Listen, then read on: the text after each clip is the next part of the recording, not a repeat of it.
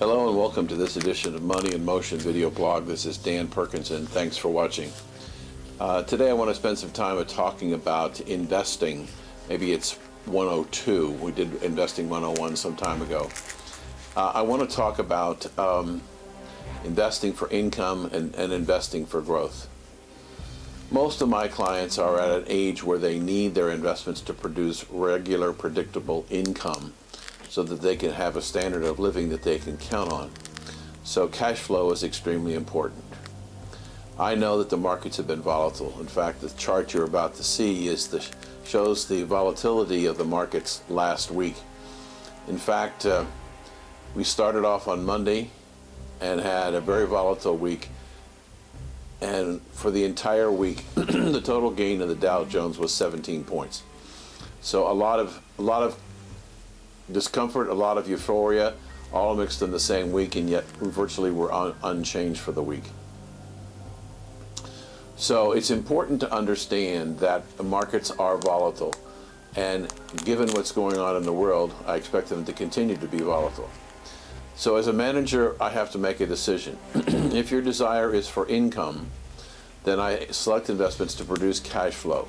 They may go up, they may go down at any given month, but over the longer term, I believe they will both pay us a good income and have the potential to go higher. I'm not always 100% correct, nobody is.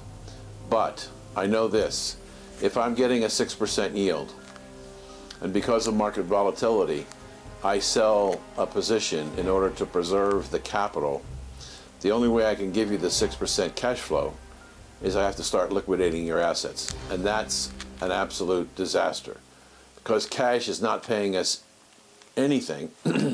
And so as a result, in order to meet your income needs, we're going to have to liquidate cash. Point being that we have to make trade-offs. One of the trade-offs is in order to get predictable income, we have to take some volatility in price. And so I've talked with each of you and hope you'll understand that these are the trade-offs that we're making. If we had a different interest rate environment, it would be an easier trade to go out and go into cash. But right now we have cash, and at best, the Federal Reserve is talking about on the 15th and 16th of December, maybe raising interest rates 1/4%. That's already built into the market, so you're not probably going to see much move in interest rates, and you'll see very little change of interest rates, if any, at the banks or on money market accounts. So the same problem is still true. If I sell and go to cash, the only way I can give you the cash flow that you need is to liquidate your assets. That's not what I think you want me to do. I understand it's a difficult time. I'm in the same boat that you're in, and I have the same needs for income that you have. But I'm not going to sell an asset because I'm concerned about volatility and liquidate that asset in order to be able to fund the income that I need to pay my bills. And I don't think you want to either. So one little brief comment about the OPEC meeting. As I predicted in my last blog, OPEC remained stand pat on terms of capacity and production on a daily basis at about 31.5 million barrels. However, we have Libya, Iran, and other nations coming on board that were not producing oil, and they could be bringing as much as 4 million barrels a day at a full run rate by the middle of 2016. So I would expect to see some downward pressure on crude oil, maybe to 35, maybe 30, which means the pump price of gasoline is going to go down during the holidays, which is a good thing.